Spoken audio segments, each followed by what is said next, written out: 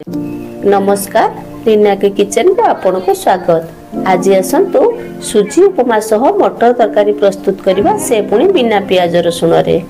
सेतिपई मु प्रथमे प्रेसर रे किछि मटर आलू आ सेथिरे लूण हल्दी अल्प पानी देकिरी गोटे रो दुईटी हुइसिल मारनेली। बेसी मु यहाँ को सिजेबिनी, अल्प सिजेबी। एबे कढ़ा गरम हो गलानी, सेथिरे तेल दे गोटा सोरिष आ भुसुंगा पत्र को सेथिरे दे देली।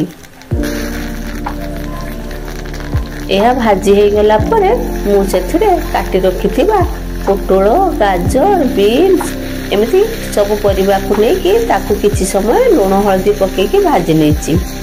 आपन को पाखरे जहा परिबा थिबो से सब रु टिके टिके पके कि भाजी नै परिबे। ए भजाटी टिके पानी तार मरी गला परे मु से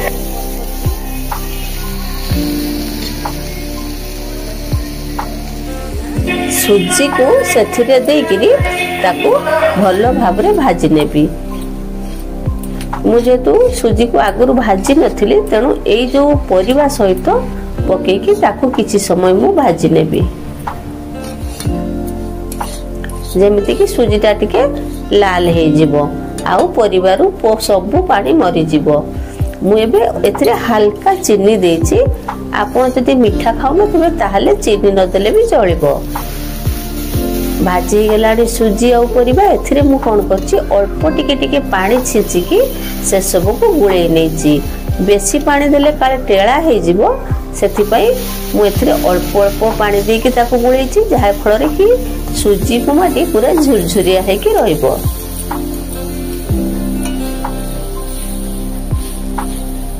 आ अल्प टिके टिके पानी देले सेटा सिजी जीवो मध्ये भल से आ टेळा हबो नाही।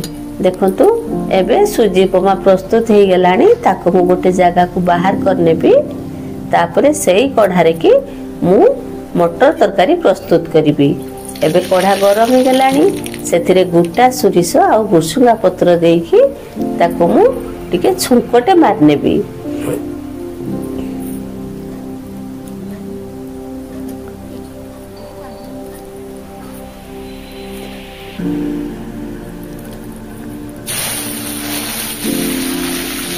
एबे भुसुंगा पत्र हो गलानी, सेथिरे मु अल्प टिके हळदी आ काटी रखिथिबा बिलाती को देई देकी ताकू टिके एपट सेपट करके घाटी नेबी। जेहेतु हमर बाड़ी रो बहुत भुसुंगा गछ हिची तेणु सबु तरकारी रे आमे टिके भुसुंगा पत्र पके दी थाउ। तापरे मु एठी ओदा छेची की सेथिरे देइची। ओदा छेचा टिके देले तार मध्ये बहुत सुंदर वासना आसी थाए। एबे हेई गलानी, ताकू मु सेथिरे टिके सुखिला लंका गुंड देइची, ताकू देकी भलो भाबरे घाटी नेची। एबे से जो आलू को मु छोट छोट करी काटी रखथिली ताकू ए मसला रे देकी कसी नेबी। ताकू किछि समय कसिला परे सिजेई रखिथिबा जो मटर को सेथिरे देकी ताकू पुणी आउ टिके भलो भाबरे मु कसी नेबी।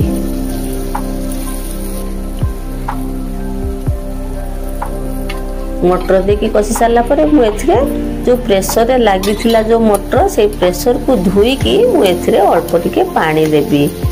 आउ सुजी उपमा सहित मटर तरकारी खाया पय बहुत भल लागि थाए। सेथि पई मु आजि मटर घुगनी सहित सुजी उपमा प्रस्तुत करछि। आपन को सुजी उपमा सहित आलुदम खाइबा को भल लागे ना मटर तरकारी खाइबा को भल लागे कमेंट रे निश्चय जणेबे। आउ मो वीडियो भल लागुतिले लाइक शेयर सब्सक्राइब आउ शेयर ते निश्चय कर देबे। रहुछि धन्यवाद।